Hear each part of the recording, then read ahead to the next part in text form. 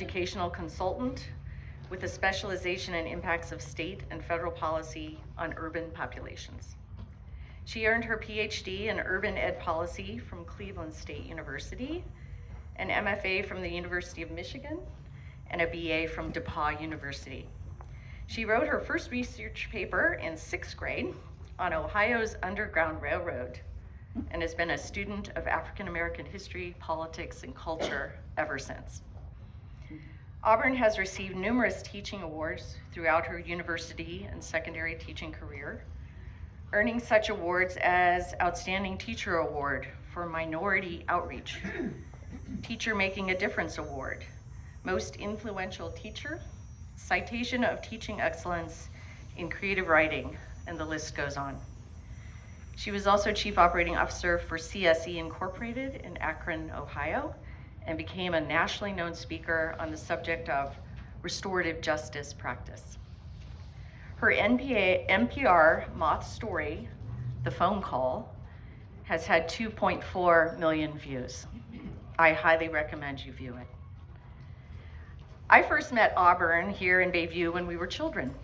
She is the daughter of the late Ann and Dr. Jerry Sheaffer, and the granddaughter of D. Earl and Anna Blackford Child. In her summers in Bayview, she attended the Boys and Girls Club during the 70s Ernie Gray era, haunted the Sale House, the Choristers, and several Willard Pierce era productions. Her son Mandela Sheaffer also grew up in Bayview, was a leader at the Boys and Girls Club, and inhabited the Bayview tennis courts with my sons. They spend a lot of time there. He presently serves as corporate sales executive for Microsoft in Chicago. Auburn is here to share with us her story about the racial targeting of her son in 2013 and how that experience changed her as a mother and an educator. The cards you were given as you came in are for you to write down remarks, takeaways, and questions for Auburn, which will be discussed after the completion of her presentation. We'll take a short break at that time and we'll collect the cards and we'll regroup up front as much as we can to have our discussion. These Saturday seminars grew out of a Board of Trustees directive to our education program to continue conversations that came out of last summer in a safe, respectful, forum type manner. So that's why we're starting this, and we're pleased as punch to have Dr. Auburn Sheaffer be our first speaker. Auburn.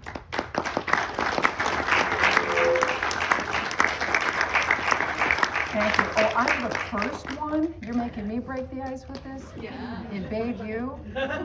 Come on.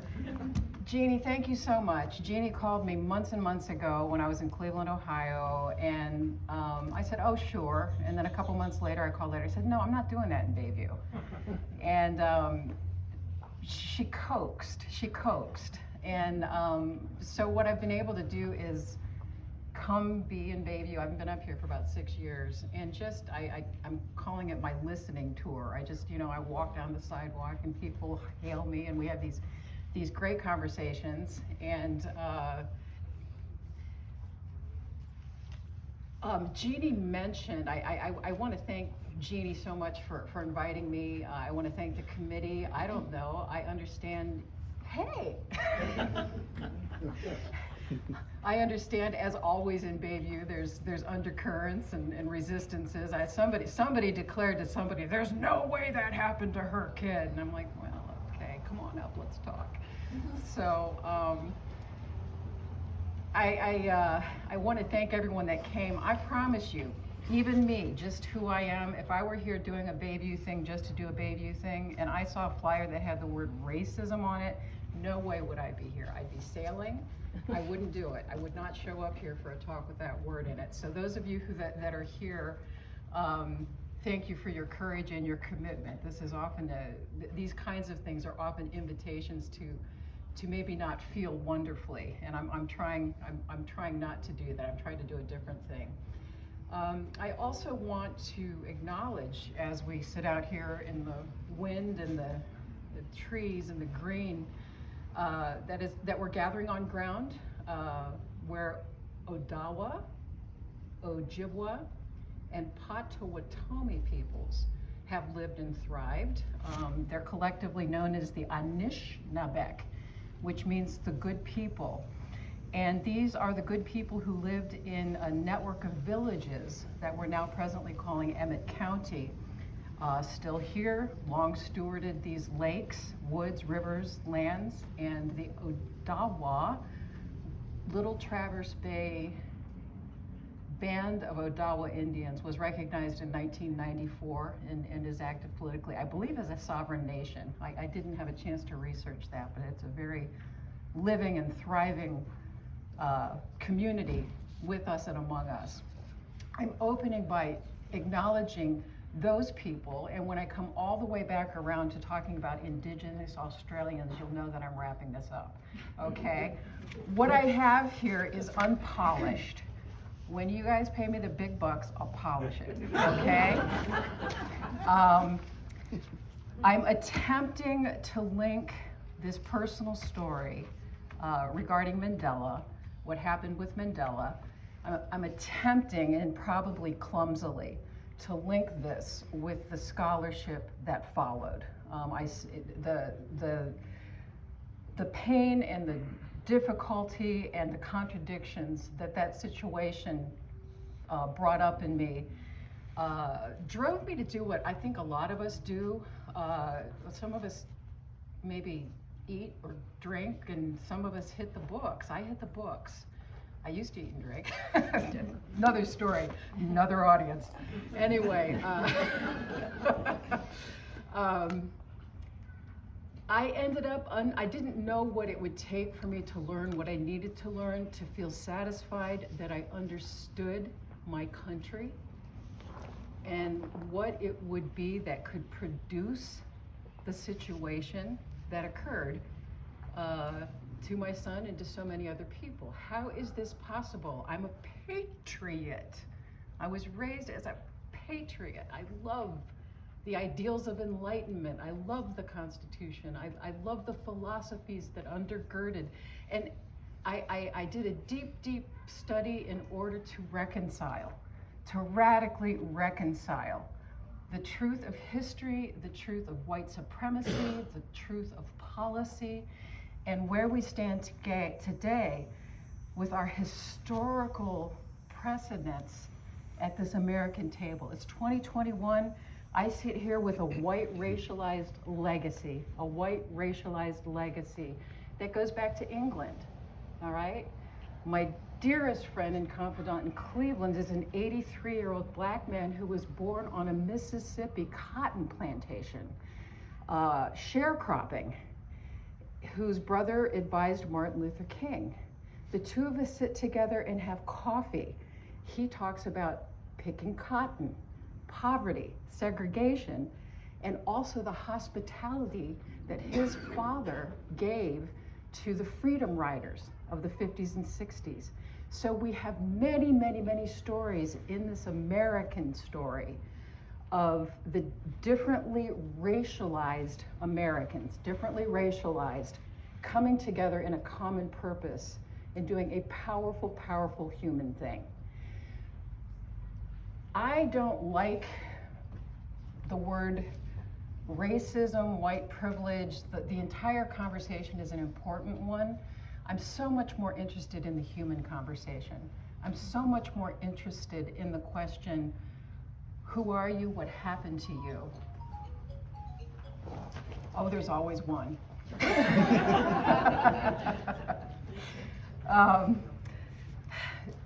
So I want to link this story, although it is a story about racialization and a family being traumatized by a racial incident. I'm attempting to bring it over into my scholarship, where I question or problematize the notion of whiteness altogether, the notion of race altogether. I want to take the charge out of the word racist. When we say racist, we think it's a huge impugning or a huge moral judgment. Racism, remember all the arguments about evolution versus creationism? I mean, I remember in first grade I went to a Lutheran school in Genera, Ohio, and some kid said, "Do you believe we came from God or from apes?" And I didn't know. I was trying to figure out which was the right answer. And I bring up that example to say that racism, to me, is a little bit like those two ideas. You either believe in race, the construction of race, the idea of race, how race has been put into policy, that's a racist, okay? I'm saying it in a completely neutral way. Or you do not. If you understand biology, genetics, how misconstrued ideas of what constituted a full human or not a full human, those things were encoded in our Constitution. So those are racist because they believed in the construct of race. I'm going to talk to you about an America that was pre-America before the word white or the notion of white was invented. Nobody was white before they came here. Nobody was white. It was not a category. It was not a category. All right? I'm going to get to that, I promise. And I didn't start this wonderful thing. Have I already talked for 20 minutes?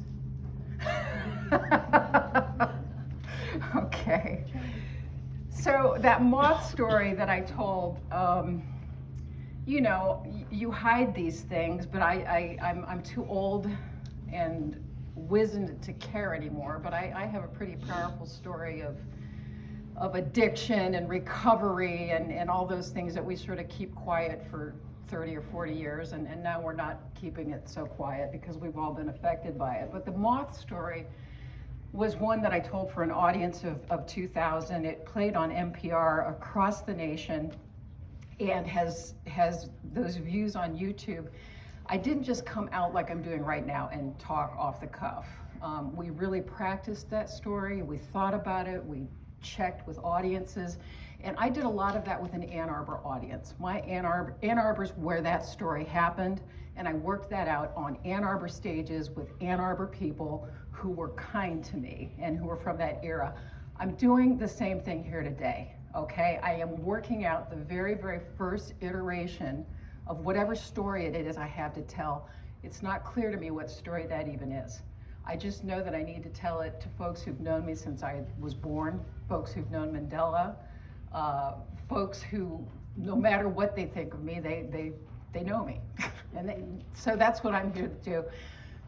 The story that gets told today, the things that we share today, the things that you put on your cards or ask are the things that are going to help me know how to build or think about doing this story in other audiences.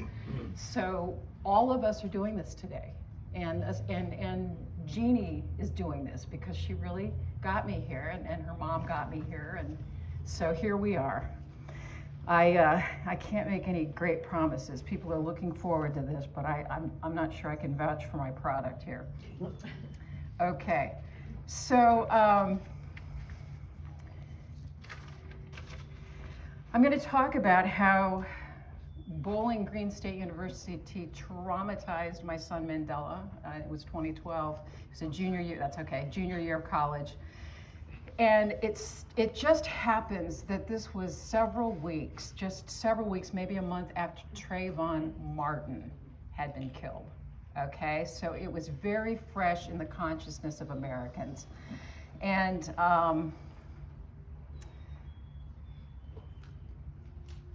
I'm speaking also about how my pain drove me to study white supremacy and to gain a PhD in U.S. education, urban policy.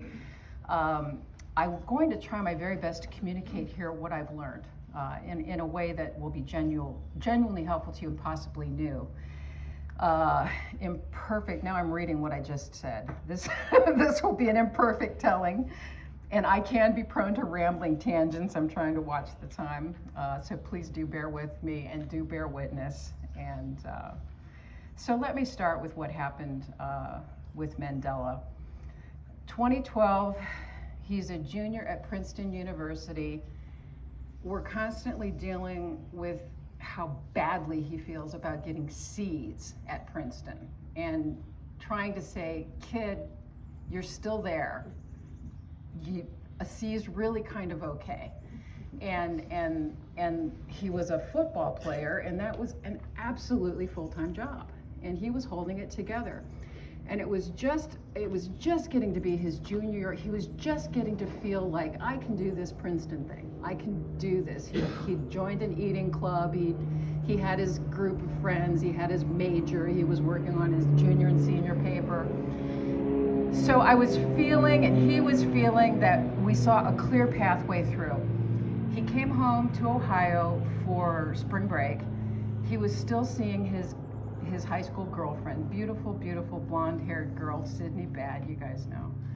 And he was visiting her at her house with her college housemates at Bowling Green State University.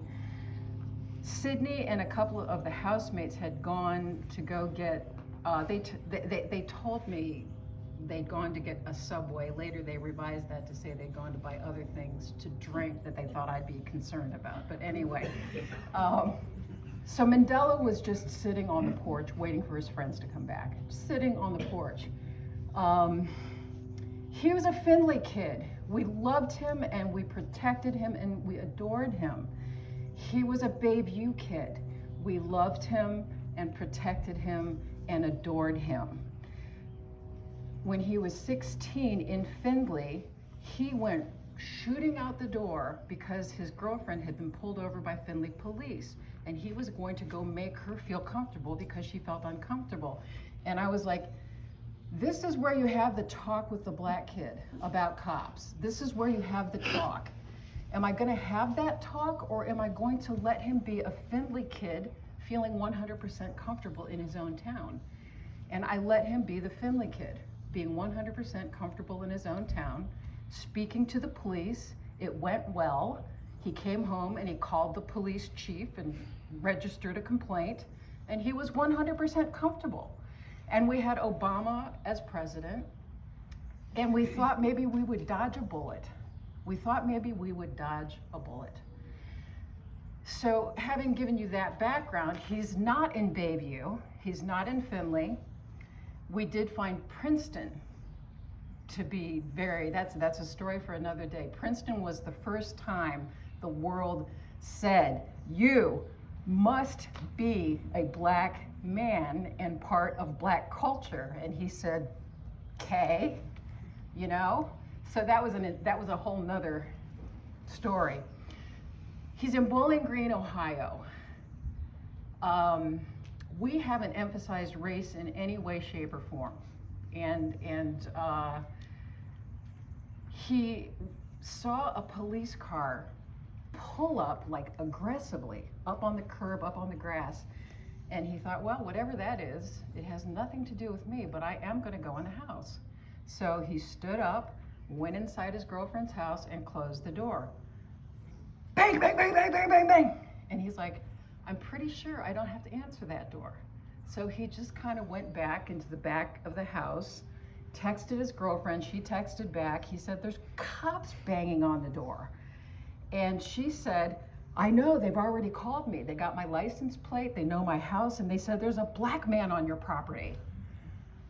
And he was like, okay. By now there were 3 or 4 or 5 police cars pulled up. Zoom, zoom, zoom. It got radioed in. And they told Sydney, we'll tell him to answer the door. He needs to answer the door and show us some ID. And he was thinking, I wonder why I need to do that. But he went to the door, opened it, held up his ID. They grabbed his wrist, yanked him out onto the porch, and handcuffed him. You know, I don't know all that he said. Obviously, I wasn't there. We've had different conversations about it. But they said, we're going to put you down. Don't resist, or we're going to put you down. And so it was a Saturday night on Bowling Green campus.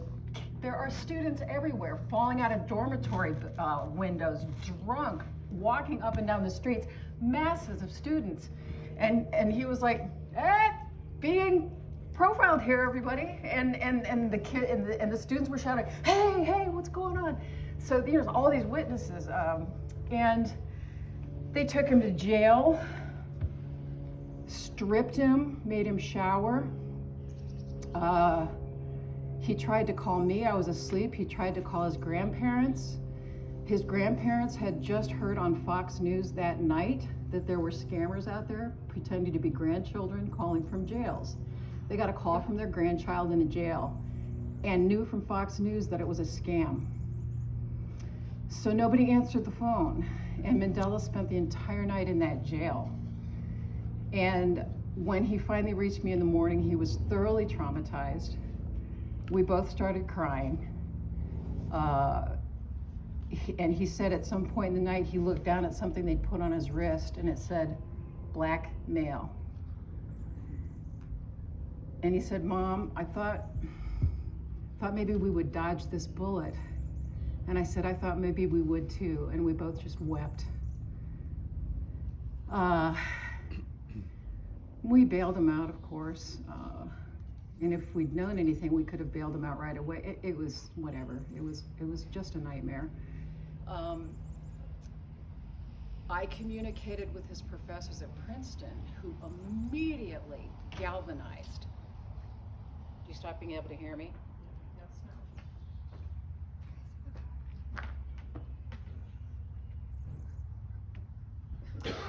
Okay, is this mic okay? Okay. Is this on?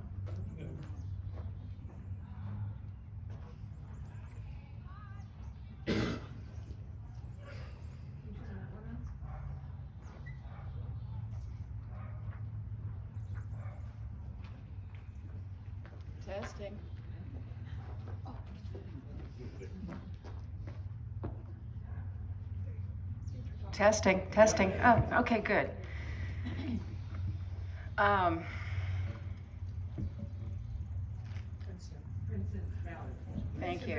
Thank you. I got a call from several of his professors. One in particular, who ended up being his advisor, called. She said, "Hello, are you Mandela's mother?" I said, "Yes." She said, "I'm Professor Fernandez, whatever her name, I'm not getting it right now. I'm professor, and every time this happens to one of our students, which I evidently is so commonplace, I call mothers. I call mothers because I know they're hurt and terrified and terrorized, and that the feeling among people who don't experience this is, well, something shameful happened. Well, he must have done something. Well, we don't associate with people who have trouble with the law. Or, yes, these things happen to Black people, but not to us. And I was encountering that everywhere, family, and it wasn't hostility, it wasn't bigotry. It was simple non-relating in a moment when we were extremely vulnerable and terrified and angry. Well, because he was at Princeton, one of his football player teammates got in touch. I mean, there's networks. We had an ESPN civil rights attorney on the case. We had all these different things building. And Chris Schrader from Findlay, Ohio, called the dean of Bowling Green students, I believe it was, who called the chief of police, and it was a difference maker. Suddenly, the chief of police was hearing the story from a parent's perspective, from a white people's perspective, and she picked up the phone and called me, and she said, "Oh, you're just a mom who's really freaked out. She deals with those all the time in Bowling Green State University." I said, "Yeah, I'm a mom who's freaked out." And we ended up having multiple conversations, she and I. We called off the dogs. She apologized to Mandela personally. The police officer who initiated the arrest apologized personally, invited Mandela to come and meet him and have this reconciliation process, and Mandela said, "No, thank you." And The entire incident was expunged. Letters were written. There's a record saying this was an awful mistake. She did all the things chief of police are supposed to do. She had her guys come in for training. Okay, she started hiring. She did all those things that we yell and scream for people to do. She did those things. Meanwhile, I'm driving Mandela back to Princeton. He was not okay. People in the family were just, we had so much support. Bayview, Findlay, across the country, so much support. And people standing ready to do anything they could do. But it was clear to me as a mother, the thing that was needed was for Mandela to be restored to normalcy as soon as possible. I drove back to Princeton with him. I slept in his dorm room with him. Literally. Mandela, what's this class at 1 o'clock? Oh, sociology? Okay, it's 11. You go get in the shower now. You get dressed now. You go to your class now. Okay, Mandela, come with me. Now we're going to the student counseling place. He spoke to them on the phone and they said, well, we can't see you for 2 months. I said, tell them you've been traumatized. I've been traumatized. They saw him that day. Okay, these are the things that we did. He did not want to carry this into his future. He did not want to be the guy that sued the Bowling Green State Police. He didn't want to be the guy that had a racial incident. He just wanted to be a fine young American kid who entered the workforce as he's done and had a normal American life. So we protected that. We very much protected that. But I said to him at the time, I will always do that for you. You do that thing. I'm crazy though. So I'm going to do another thing. And, he played soccer the day I was baptized. We've always been that way. I was like, yeah, this baptism thing's kind of a trip. Why don't you go ahead and play that soccer game? We've always, Mandela and I have always respected our sincere differences, and it's kind of fun. So a definition of trauma, and this exits my story entirely and enters everyone here's story, I think. Definition of trauma. A trauma is an event that happens outside our understanding of how the world is supposed to work. Okay? A trauma is an event that happens outside our understanding of how the world is supposed to work. My scholarship, as I mentioned earlier, has been my attempt to grapple intellectually, philosophically, spiritually, religiously, emotionally with this country and the blow that was delivered to me, my son, all of us, and the blows that have continued to be delivered to men and women across the country whose mothers maybe aren't going to get a PhD and talk to an audience in Bayview about it, but they're still mothers. I tuned into the motherness of me. I tuned into the motherness of Trayvon's mother. I tuned into the motherness, particularly of Freddie Gray. When Baltimore went up in flames, here was a young man arrested unceremoniously by the Baltimore police, thrown in the back of a van. They were found to be culpable for breaking his back, but no one was held to account. He lay awake in physical agony in a jail, untreated, for a week with a broken spine before he died. His mother has to know that about her son. Okay, I'm a mother who gets what it would be to have to know that. And as I spoke to white friends with white children about it, they say, I can't imagine what you're going through. And it was such a correct thing to say. But what I wanted them to say was, oh my God, that happened to my son. That could happen to my son. And I'm gonna burn this whole thing down with you.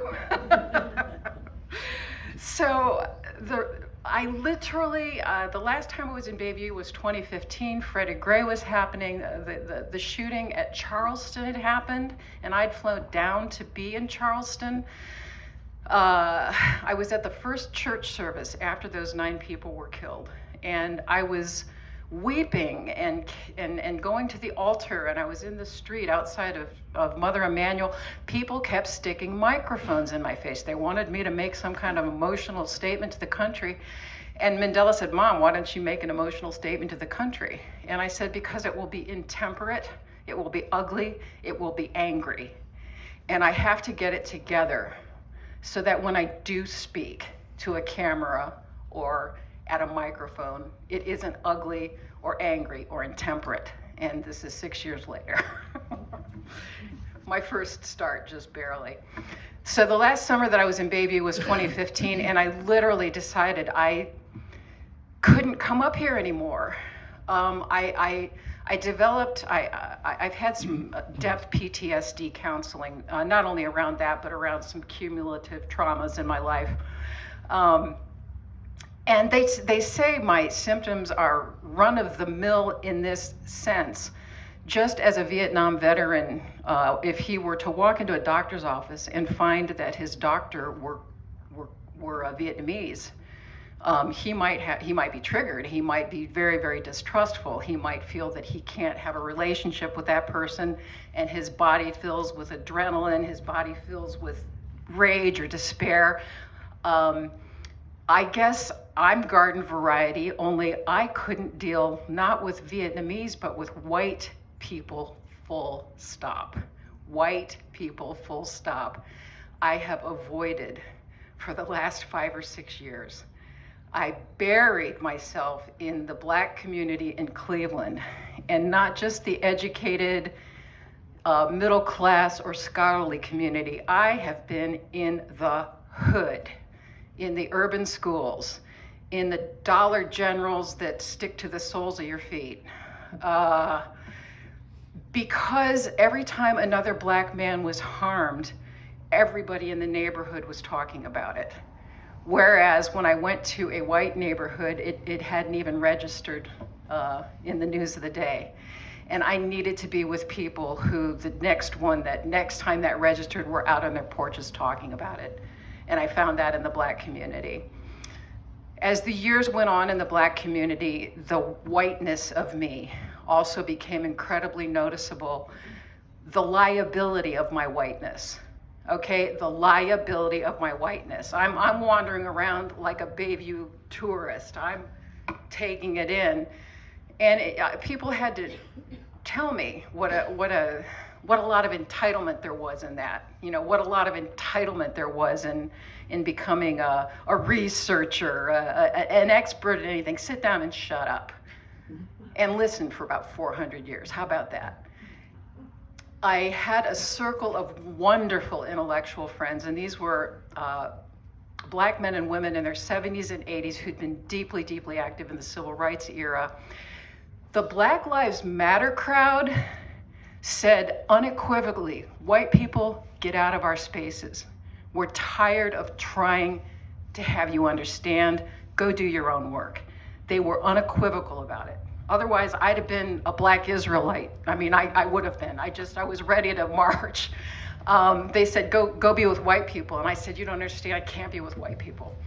The civil rights era folk, the older ones, recognized me immediately and took me in and taught me everything they could teach me, including introducing me to 70, 80, 90-year-old white Methodist ministers, for example, who'd been down in Mississippi during the civil rights movement, organizing, standing up to bullies, punching a Klansman in the face. I got to meet that guy. He lives in Cleveland. So I got to be, while I was doing the academic work, which is European, it's steeped in European philosophy, Enlightenment philosophy, I got to steep myself in the actual stories of the actual people, which led me to indigenous understandings. How do indigenous people see this world that we've created? And I am going to actually wrap up pretty quickly here. I have 80 more pages and I'm not getting to them, so that's what we're going to find out. I believe that the work ahead of us, white racialized people, and white is a racialization. It was a thing that was created in law. It was created in law. Human beings from Africa, Angola, were sold in Jamestown. There was a group of 20. They had names. They were farmers, they were tradesmen, they were fishermen, they were Catholic, these Africans. Many of them were sold into slavery, but we were still doing indentured servitude then. So some of them only spent 7 years, others were freed. Some went on to become magistrates. One became a major, another became a general in the Civil War. Mixed race, black presiding over white and black. We didn't have white and black yet. It was only as the slave trade became the big economic engine that laws had to be passed concerning property. And so then there was the question, well, what is this half black, half white? Black property. What's this 1/4? Black. How about 1/8? Black. How about 1/1,000th? 1 drop. Black. Okay? And this is encoded in our laws, it's encoded in our socialization, and it's encoded in our social relations, and it's encoded in the way we've grown up. It's encoded in the ways our African American citizens have grown up and their legacies.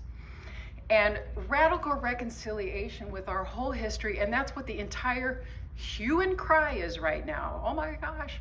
The 1619 Project, critical race theory, if anybody's following that news, there's a gigantic hue and cry right now. And it basically, the 1619 Project and most aspects of critical race theory are simply factually laying out a lens or way of looking at America that might be productive, okay? In other words, here is an indigenous person, here is an African American person, and in 2021, we are reckoning honestly with our racialized histories. And the fact that I'm standing here with a PhD and a house and a car that I own because I inherited, okay, versus my brilliant Mississippi friend who lives on a wing and a prayer and is far more accomplished than I am intellectually. And that's not about guilt. That's about the truth of how we came to be here.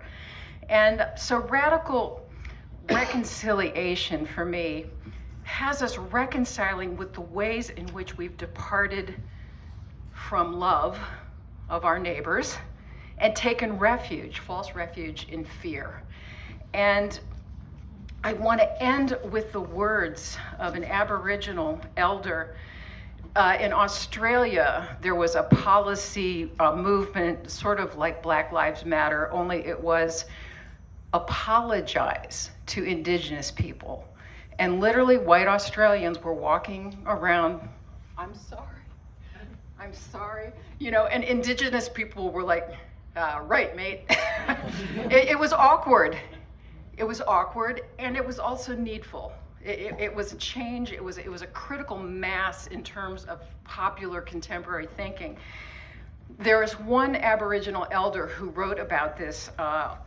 If you want to look up the website, the Forgiveness Project, it tells stories of radical forgiveness. And I'm on there with another story. That's a whole nother story. There is a Holocaust medical experiment survivor who forgave her doctor by name.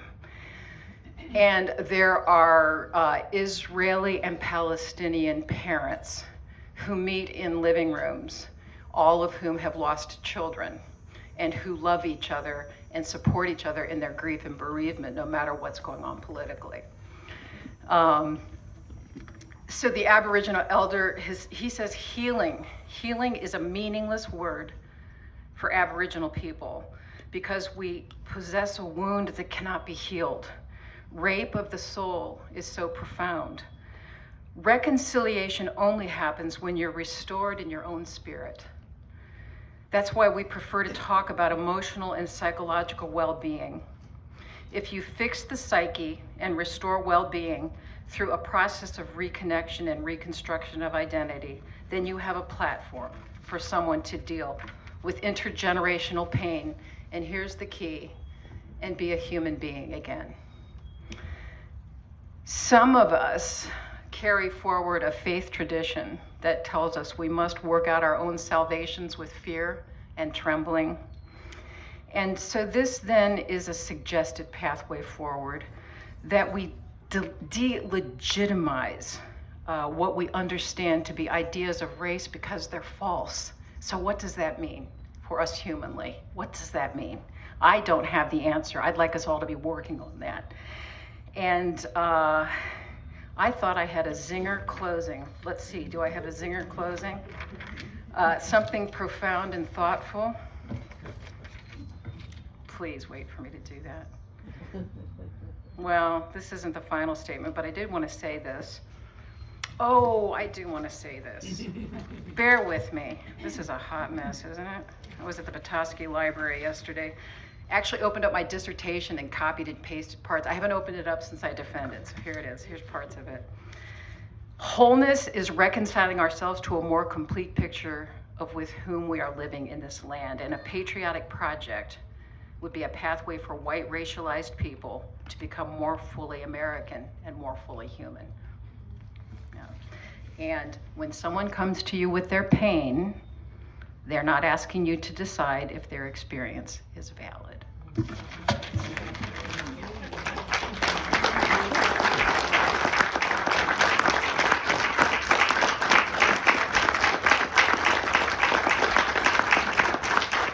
Thank you, Auburn.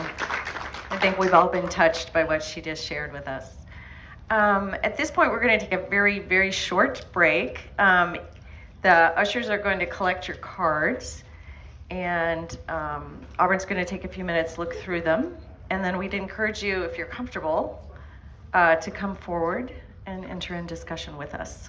And So, if you're leaving, still leave a note, including a hate note. I can take